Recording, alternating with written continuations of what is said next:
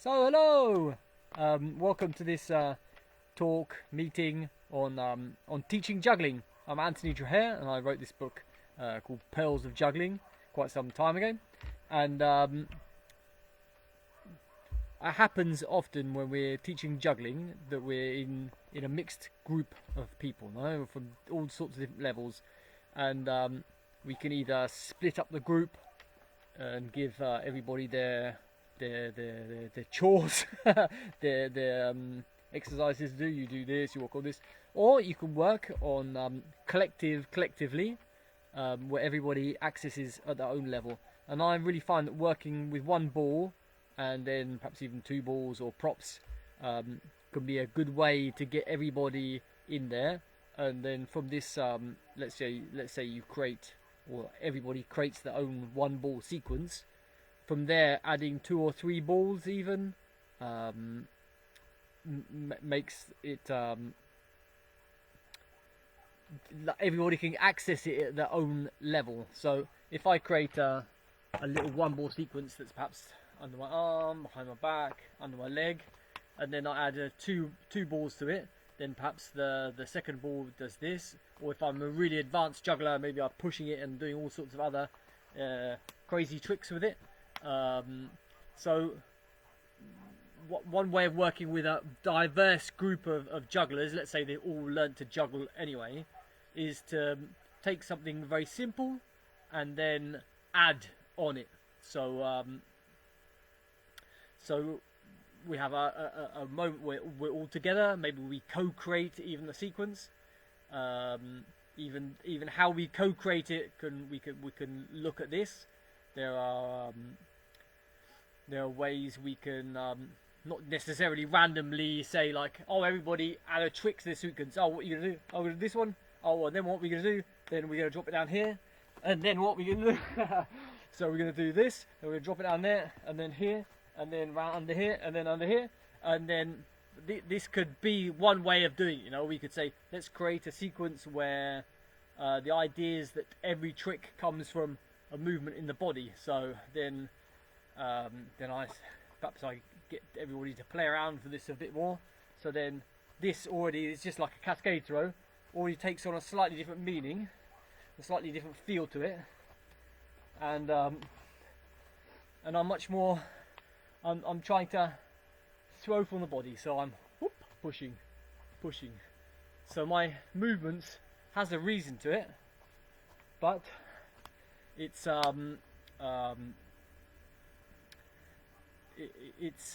it's an idea anyway to create a sequence, and we could take all sorts of other themes. You know, we could dive into our minds and think about what it is that we're interested in working on today.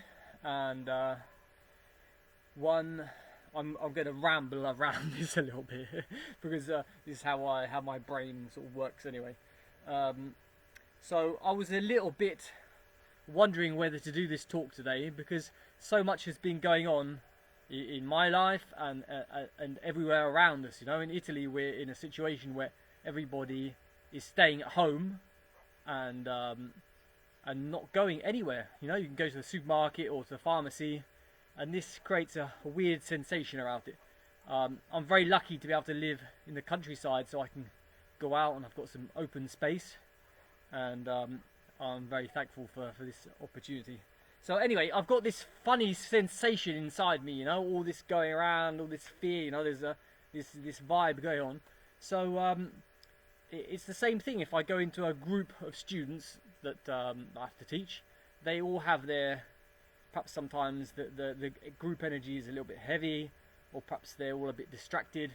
It's my aim to go in there, feel what's going on, and try and raise the energy, get people involved, and sense a little bit what I need to do. So what do I need to do now? I need to get moving. No, so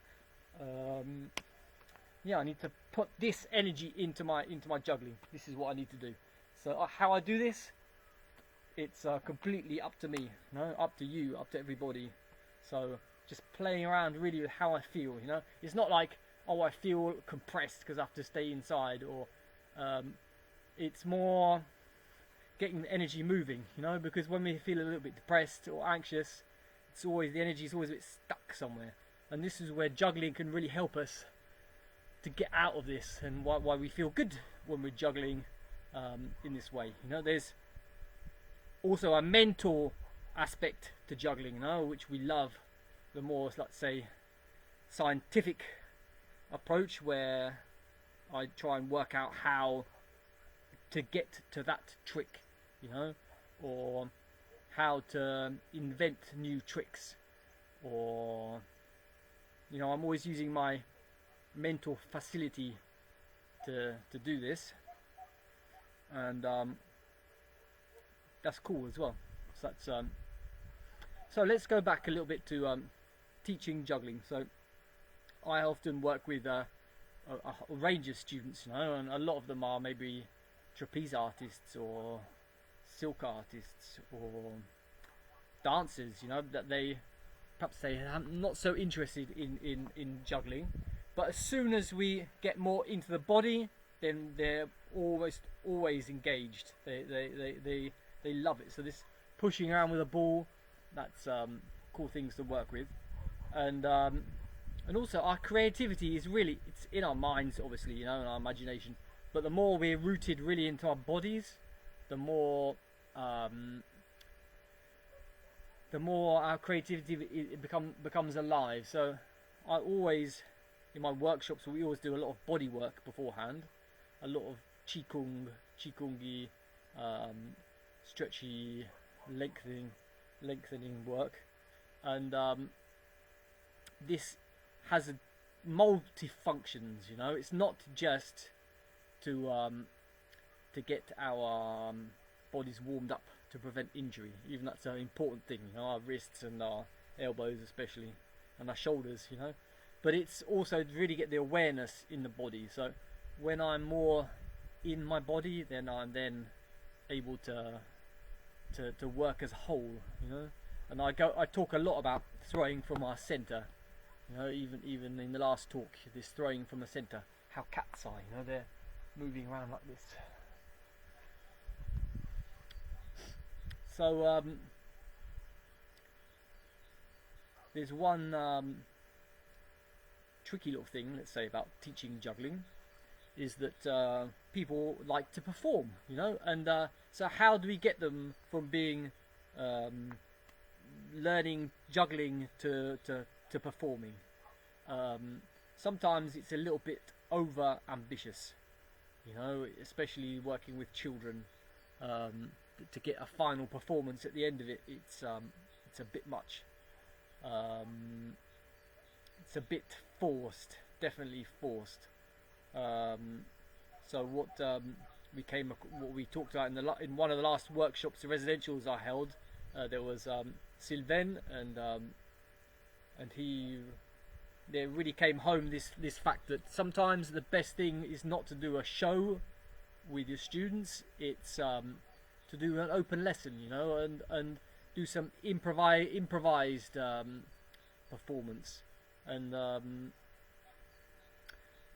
this is a little bit more tricky to work. How do I work with improvisation with my students? You know, sometimes we go a little bit too into details about, oh yes, you do this, you do this, you do this, but an improvisation, it's we need a score. So a score can be very simple, you know. Let's say I'll give some ideas, and we just think about these things, you know. Maybe there are 7 people, and a score could be at any one time 4 people have to be moving. So and 4 people have to be moving while doing the juggling, you know, and the other 3 people they juggle just standing. So you keep your eyes open and you see, oh, there's 4 people now, and then somebody stops, and then, oh, I've got someone else, oh, you move together, and this already creates some sort of interesting dynamics going on. And this is just an example of a score. I hope you're staying with me. This is a rather intricate and rambling path here. So so let's take this apart a second. So we have our one ball tricks, no? And then we, before we even think about a show is built up of segments, no? Of acts, let's say, and this can have one concept which goes through all of it.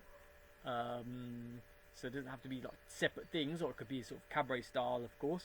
But let's say an act has different parts to it. No? It has an atmosphere, it has perhaps a character to it,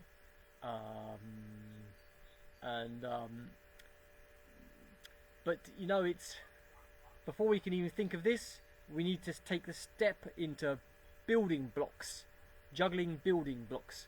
So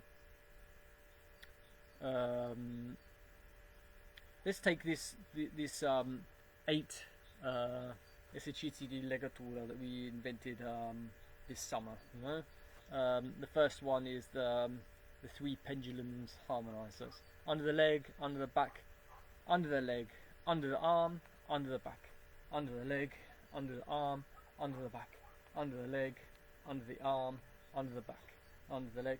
And this, people get it, you know, they understand it, but it's not very fluid to start with, you know. It might be a bit like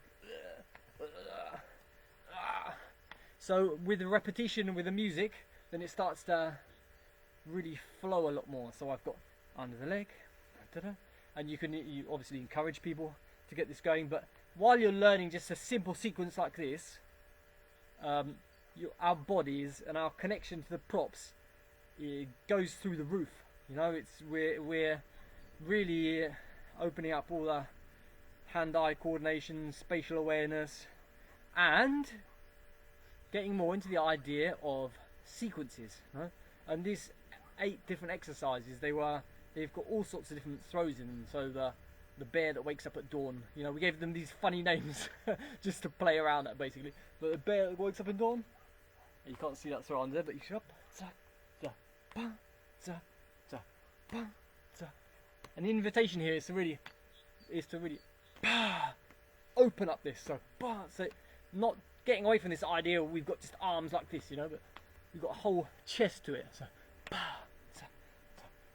and I'll just go for the third one now. The third one was riding a surface wave. You can't really see this. Let me go back here. So there's here. Oh, up on the knee. Turn. Up. And this is the surface wave. This bit. Surface wave. And so I'm learning different tricks. I'm learning how to connect them. I'm more excited, and I'm getting warmed up. You know, they're physically challenging, these tricks. But there's a whole series of them. And then, you know, we have these ideas. So, guys, we've got one ball connected to these tricks. Can you think of other things? Start getting people inventing them, choosing their favourite ones, perhaps creating sequences in small groups. Perhaps the small groups share them with other groups, and you know, when we share something that we've learnt, we reinforce it. It becomes our movement, and we become much more sure about it. So in a very short time,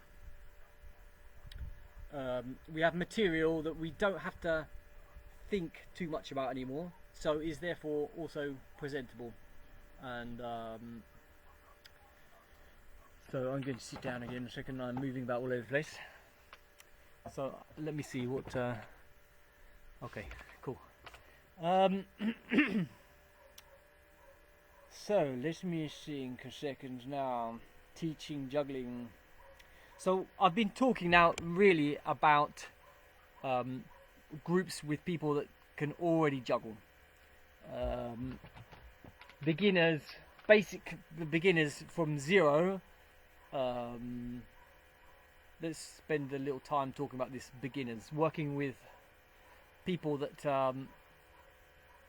they don't know how to juggle. Let's say they might have tried, but probably not.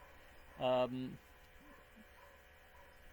like to try and create a whole, we call it like an initiation into juggling. You know, create a whole group where Perhaps we work with some coordination exercises. Like we can try this together, okay? But you probably might know already. Thumb and finger. Thumb, finger, and on the other hand, thumb, finger. So we do thumb. So that we do this. Zack, zack, zack, zack. Is that working for you? Try. It's not like okay. We can do it the same as well. Thumb, thumb, finger, finger. Thumb, thumb, finger, finger. Thumb, finger, thumb, finger, thumb, finger. Anyway, there's whole sorts of different exercises, coordination exercises, like also zack, zack, zack, zack, zack, zack, zack. You know, making these sort of squares. Or I also like to do sort of community yoga circles, where each person adds a movement and it goes around, and just to really get the atmosphere going. And one thing I find really important working with new people, but also with groups that know how to juggle, is really get everybody to know everybody's names. You know, it could seem like a bit of a waste of time for a lot of people, but it's really investing well with name games, where you say someone's name, you throw them a ball, and then there's really lots and lots of different name games out there, and this creates a safe space where everybody can try and it's either for all sorts of groups. So it's for your brand new beginner. If you create a safe space for them, then they just relax into it, and they're not. We get them into a state where they're not worried about whether they can actually do it or not in the end. You know, we hype them up with a lot of energy, but we're not worried if people get stiff. You know, they're like, oh, what happens if it drops? Or, you know, they attach all sorts of psychological responses to the act of juggling. Whereas a group that we want them to work more with their body and more with their creativity, we need to create a safe and friendly and protective environment so that they can feel that they can really be themselves and put their energy into putting more quality into doing even simple things, you know, because otherwise we just get into this thing where this loop of more and more difficult that there's no really an end to this. You know, I'll never feel good enough that I've learnt enough. You know, I really need to get across the quality. If I do a movement with great quality and presence, then there's a satisfaction in it. It's not just yeah, I learnt this trick, which is also valid. You know, it's like some people, you know, we need to feel, you know, what does this person need? Do they need validation? Do they need encouragement? Do they need? We all need to get into this mindset of success, build success. So if I go straight away with something really difficult and nobody gets it, people aren't going to feel good and they're going to give up. So we need to definitely build things up slowly for our classes. This goes with children. I'm talking now more about adults. Okay, I would like to talk a little bit about children as well. But let's say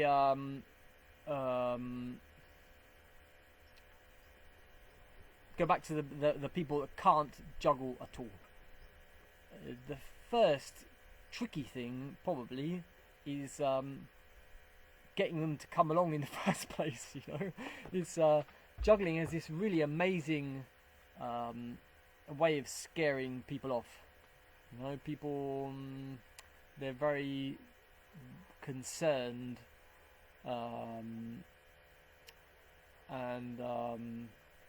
self-conscious and have these fixed ideas about themselves. You know, I mean, we all have our fixed ideas about ourselves, but it's us as teachers, and ultimately we're more like coaches somehow. You know, this is my idea that, you know, we're not just, if we just teach juggling, I see it as being limited. You know, we want to be able to teach life skills in the middle of in the middle of our juggling teaching, you know, without being preachers and without being gurus or you know, just sharing some new points of view and helping people get unstuck. Let's say this, you know, helping people get unstuck. This is where juggling can help greatly, definitely. And come to terms with failing, obviously. You know, this is a big one for juggling, but I don't know if it really works as a lever. You know, come to my classes and get over the fear of failure. You know, it's not really, people aren't really thinking about this. It's more come and do something fun and surprise yourself, and I don't know, we need to talk about this a little bit more, maybe think about it. What is it really that I'm giving people, you know? What is it that they need, and where do we meet? Anyway, so I'll just share this and go on to children. So I had mentally put people that can't juggle anymore into one bracket, and people that juggle into another bracket mentally, you know. But if I just address to people that can't juggle, I'm not really addressing anybody, you know. So if we want to reach if we want to reach, let's say, non-jugglers, just to repeat this thing, it could be good to define a little bit more who it is we want to really help out with, you know. If it's people that sat in the office all day working with their hands and they need to move and they need some brain stimulus, or perhaps it's even with older people, or perhaps it could be even more specific. But yeah, if we're too vague and we want to invite everybody, we don't invite anybody in the end, you know. And we want more people to juggle. No, I think it's a cool thing to get out there and it just teaches so much. There's so much close in this process of learning to juggle. And I'm not even so obsessed really now about even teaching people to learn 3 props, you know.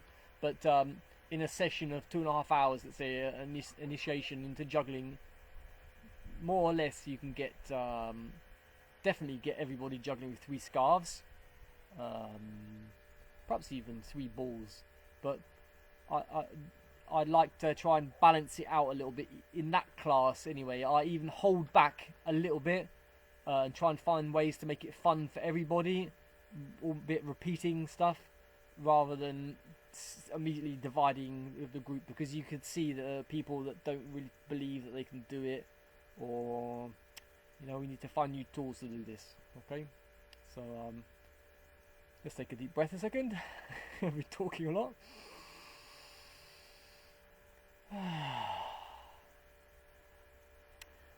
So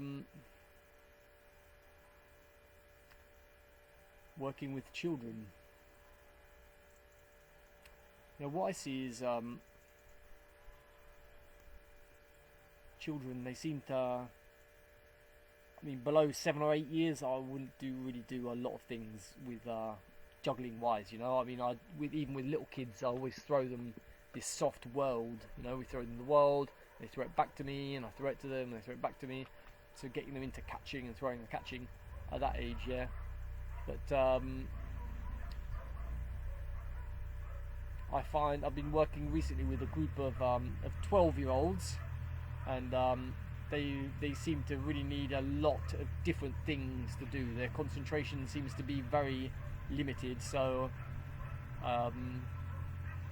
I try and follow them a little bit, you know. I wouldn't say I'm a great expert working with teenagers right now,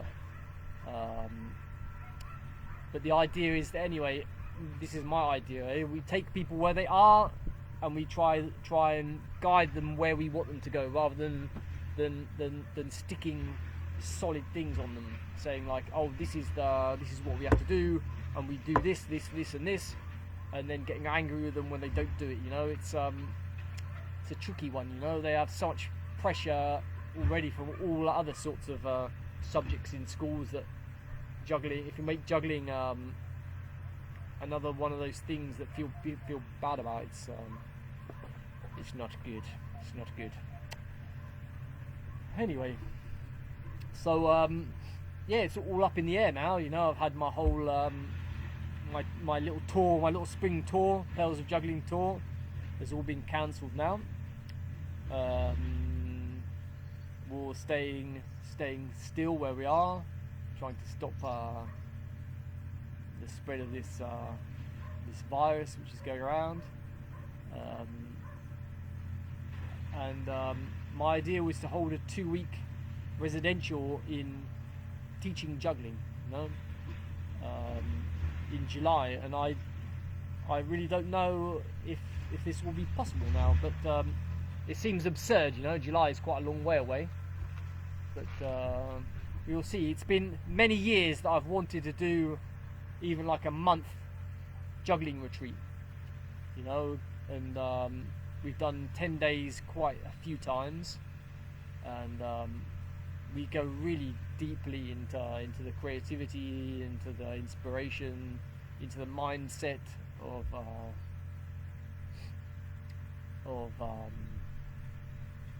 into the artists and also the craftsman mindset of juggling. But ever since I read The Zen of Juggling, I thought this would be an amazing thing to do, to hold these situations where people are really diving in and working on themselves while at the same time working on juggling.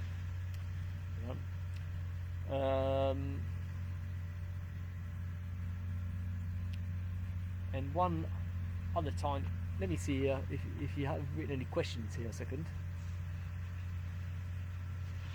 I'm not sure if I really understand what's going on here.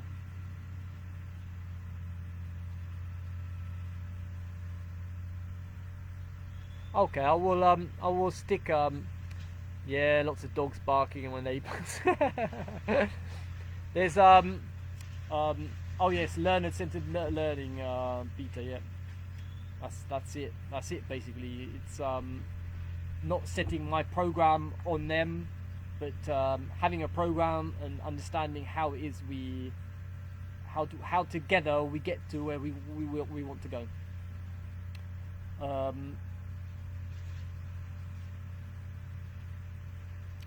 So right now, this other last project of Pearls of Juggling, it's not last project of Pearls of Juggling, but